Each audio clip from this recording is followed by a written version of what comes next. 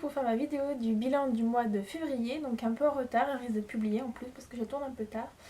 Donc j'ai peut-être la voix un peu coupée encore, un peu bizarre. J'ai eu une angine ce week-end, je peux plus tourner mon bilan, je tourne en milieu de semaine, je vous publierai en fin de semaine. Donc voilà, donc on va commencer tout de suite. Donc je vous laissais le mois dernier avec Divergent, le tome 3 de Véronique Arotte.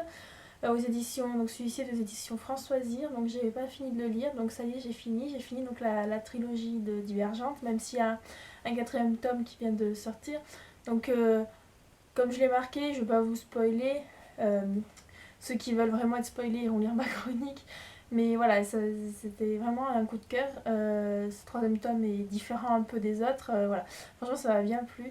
J'ai hâte de voir le 2, le Divergente 2 qui sort au cinéma, donc bientôt là. Ensuite j'ai lu, alors je regarde mon petit cahier parce que j'ai un peu oublié depuis.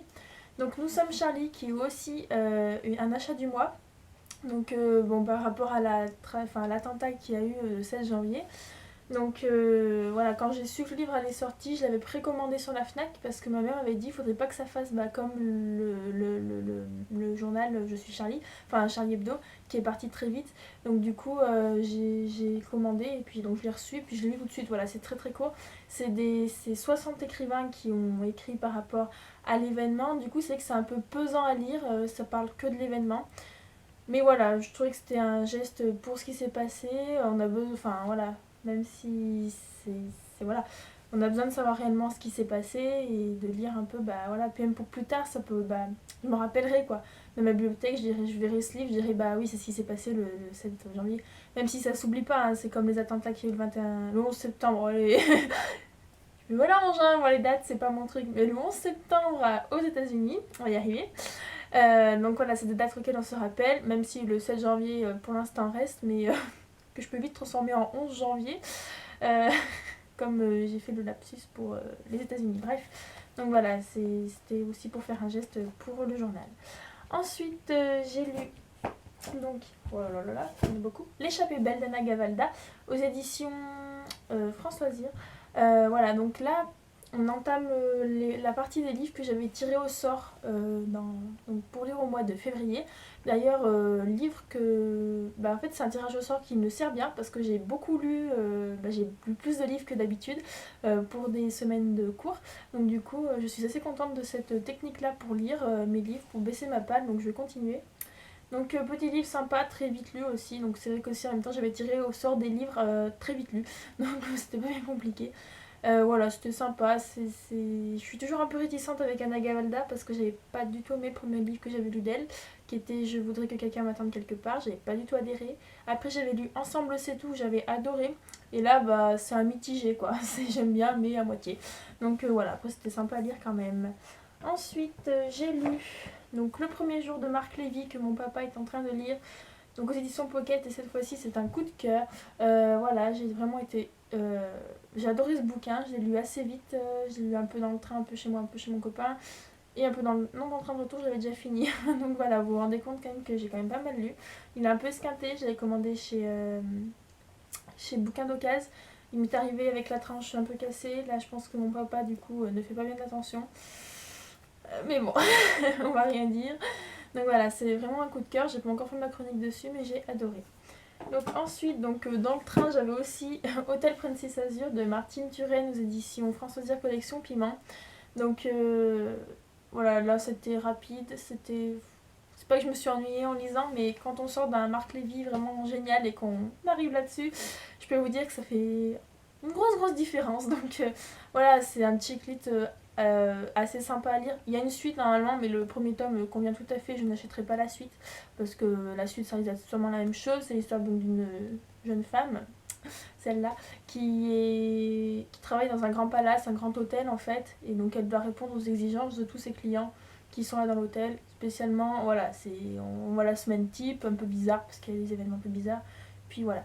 Donc c'était sympa, mais sans plus. Et donc j'ai commencé parce que bien sûr le premier jour est suivi de la première nuit. Donc j'ai acheté le roman que dès que j'ai eu fini Hôtel Princesse Azul, j'ai tout de suite attaqué ce deuxième tome. Donc pour vous raconter un peu l'histoire, c'est l'histoire d'une archéologue et d'un astrophysicien qui vont partir à la recherche de petits fragments de cailloux qui sont un peu spéciales. Et donc dans cette recherche, il y a plein d'aventures. C'est vraiment... franchement c'est génial, ils voyagent dans plein de pays et tout. Non, franchement c'est un très bon livre. Donc là voilà, je suis actuellement en train de lire le tome 2, qui est aussi le dernier tome, que j'espère finir en la fin de semaine. Ça serait pas mal, il me reste une centaine de pages. Donc voilà, c'est vraiment un super livre que je vous conseille de Marc Lévy. Donc ça, c'est tous les livres que j'ai lus ce mois-ci. En achat, j'ai donc eu Nous sommes Charlie et le Marc Lévy la première nuit. Et ma mère a acheté On a roulé sur la terre de Alexandre Poussin et Sylvain Tesson. Donc elle est en train de le lire. Elle l'a acheté donc à la Fnac parce que ma mère cherchait des livres. Et en fait c'est un livre, le hasard fut que ce livre, il fut un temps, était dans ma palle, non dans ma wishlist pardon. Et puis je l'avais enlevé et donc elle l'a acheté, donc du coup hop je le lui lirai, oulala, je le lui lirai, enfin je lui prendrai le livre et je le lirai voilà parce que j'ai envie de le lire, donc voilà. Et donc concernant les livres tirés au sort ce mois-ci, donc je vous ai pas fait mon tirage au sort en vidéo parce que j'étais malade, je pouvais pas parler, je pouvais rien faire, donc j'ai juste tiré au sort comme ça. J'ai pris une photo qui ne veut pas se publier sur ma page Facebook depuis mon téléphone portable, mais je vais quand même vous présenter les livres. Donc j'ai tiré au sort Elana, le Pacte des Marcombes de Pierre Pottero, donc c'est le tome 1 aux éditions Livre de Poche, donc livre que j'ai lu il y a longtemps et que je vais relire pour après lire le tome 2 et 3. J'ai tiré au sort Si je reste de Gaël Formal aux éditions Pocket. Donc il y a un marque-page, c'est normal, c'est mon copain qui avait commencé à le lire quand il était venu chez moi. Puis du coup, je lui ai mis un marque-page, mais je sais pas s'il le finira. Donc petit livre court, donc il devrait bien passer. J'ai tiré Moi Malala de Malala Yousafzai, donc aux éditions Livre de Poche. Donc pareil, c'est un livre que ma mère avait acheté. Donc c'est le témoignage de la jeune fille Malala qui a reçu un prix Nobel. Donc voilà, c'est quand même pas. Enfin, j'ai quand même tiré pas mal de pavés là pour ce mois-ci, donc je pense pas lire autant que le mois dernier où j'ai sur les 5 livres tirés au sort, j'en ai lu 3. Plus 2 qui n'étaient pas partis de la palle à lire. Donc j'ai tiré Tara Duncan et l'invasion fantôme de Sophie Audin-Mamikonian aux éditions XO Éditions. Donc c'est le tome 7, c'est le dernier tome que j'ai pour l'instant dans ma palle. Après il faudra chercher les autres tomes qui coûtent cher. Donc voilà, moi je me rappelle, je l'avais déjà lu, c'est celui dont je me rappelle le mieux mais que j'ai quand même envie de lire parce qu'il n'est pas chroniqué. Voilà, donc ça peut être sympa. Et j'ai tiré encore une fois Libre enfant de Summerhill de Ice Nail. Donc je l'avais tiré le mois dernier, je ne l'avais pas lu parce que j'avais pas bien envie. Et là je viens de le retirer au sort. Donc je me dis, il faudrait peut-être qu'au moins j'avance d'un chapitre parce que vu que c'est quand même assez lourd à lire et que c'est petit et qu'il faut quand même comprendre, je lis les parties par partie. Donc peut-être au moins lire la partie 2. Ça serait pas mal. Donc voilà, ça me fait pas mal de livres à lire pour ce mois de mars qui est long.